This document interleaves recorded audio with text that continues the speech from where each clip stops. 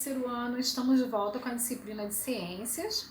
E em ciências iremos falar sobre o solo, a importância, né, do solo na vida da Terra e para nós, os seres humanos. Então nós temos aqui a entrada, né, do capítulo, fala sobre o solo. Iremos dar início a partir da página 142 do nosso livrão, que inicia com as características do solo.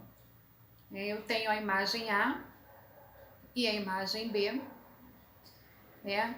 Onde o solo ele é conhecido como chão ou terra, e é onde vivem muitos seres vivos, incluindo os seres humanos. Sobre o solo, as construções são feitas, os veículos e as pessoas se deslocam e os alimentos são consumidos e são plantados. O solo é formado por meio do desgaste. Desgaste é alteração na forma, na destruição. O solo é formado por esse desgaste natural de rochas que são na superfície da Terra. Nós já ouvimos, né, sobre esse assunto e vimos também nos bimestres anteriores. Esse desgaste geralmente ele demora muito tempo para ocorrer.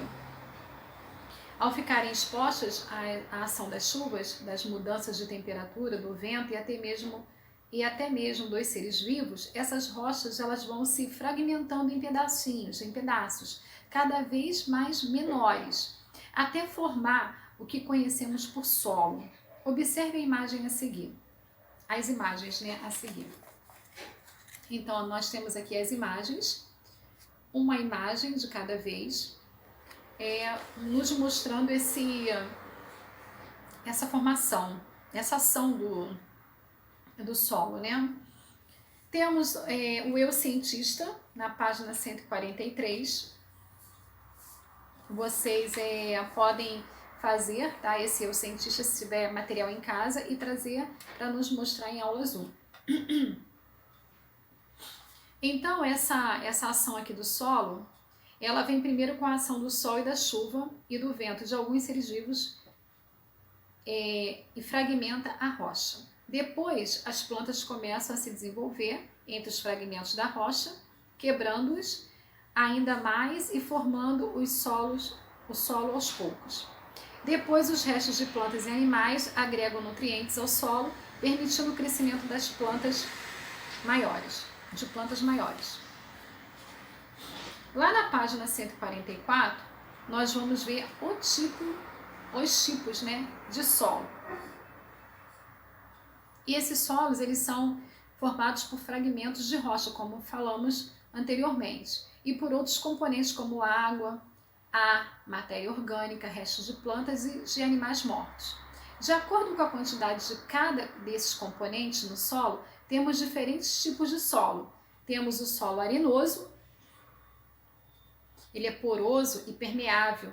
Ele permite que a água seja rapidamente absorvida pela areia, como ocorre nas praias. Isso acontece porque existem espaços, tá? Existem espaços entre os grãos de areia que facilitam a passagem de água.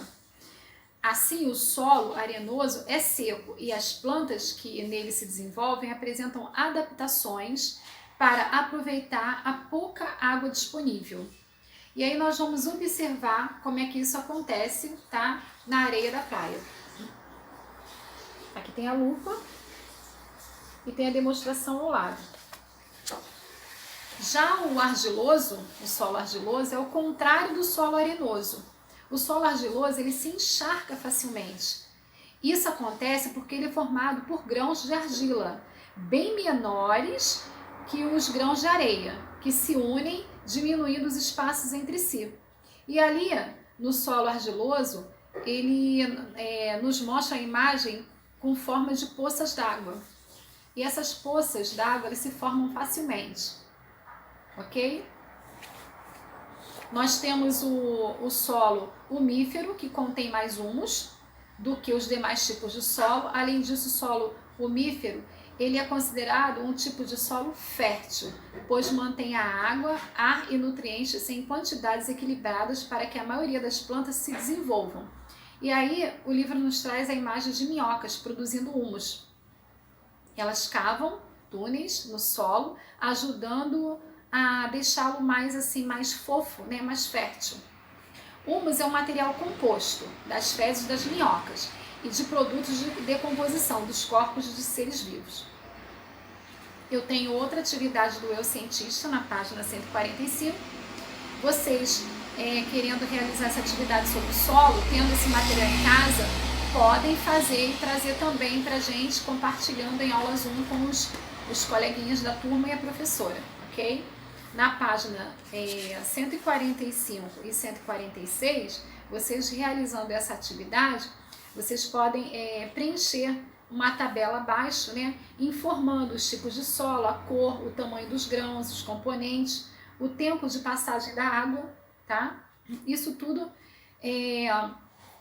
vocês realizando essa pesquisa podem responder na tabela da página 146, tá? Nosso livro. Dando continuidade na página 147, nós vamos falar sobre os seres vivos que habitam no solo. E aí nós temos a imagem de uma linda planta, com as suas raízes fixadas no solo.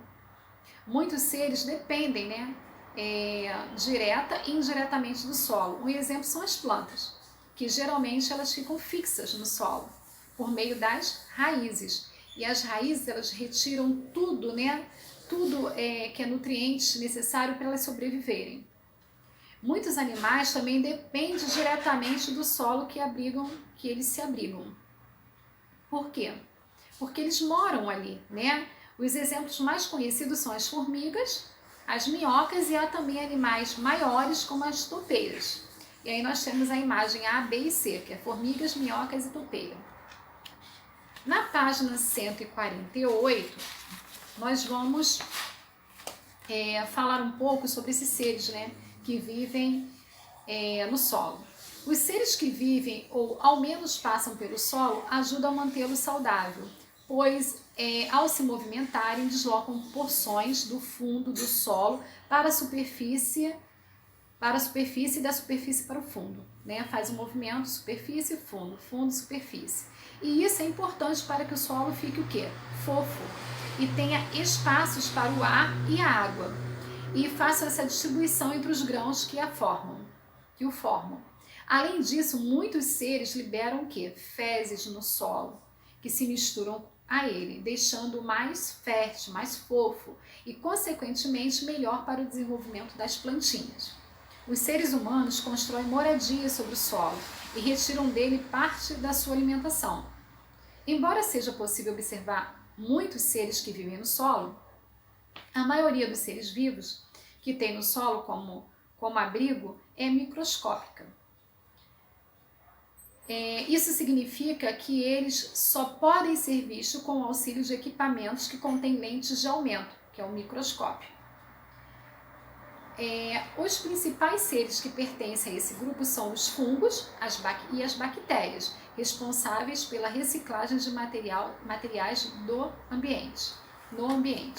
Então vamos ver aqui, ó, vírus, algas, bactérias, fungos e parasitas.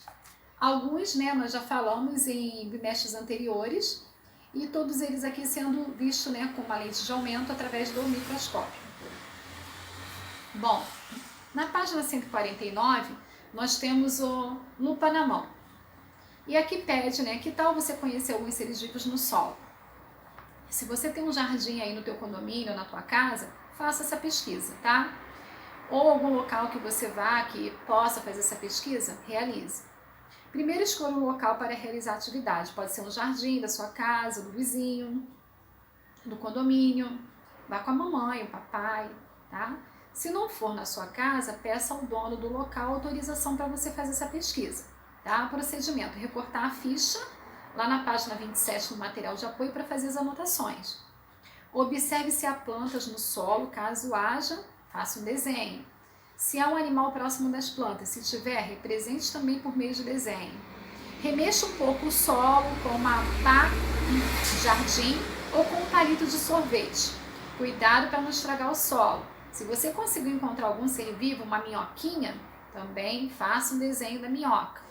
E traga para a aula Zoom né, onde faremos essa revisão do que foi falado, e daí vocês podem compartilhar comigo e com os coleguinhas de turma, tá? O que vocês acharam da experiência. Falar um pouco sobre isso, né? Ainda na página 149, vocês vão analisar duas imagens abaixo e vão escrever que tipo de solo elas representam, ok?